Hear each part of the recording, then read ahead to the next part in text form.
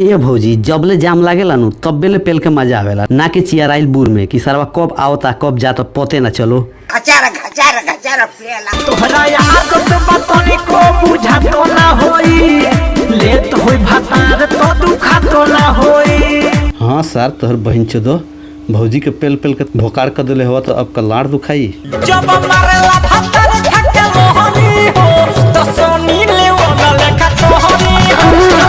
अच्छा तो लहरी खा के मारी तो सोनी लिए नैसन कहरी आ कहीं गलती से खैनी खा के मार दिया ना तो गाड़ी में से गुह फेंक दी। कैसे लागल बाबे कपड़ा में दागी कैसे का लागल भौजी पेलवाओ तो नहीं है तो उहे कपड़ा में माल चुग गइल वही के दागी लागल बा।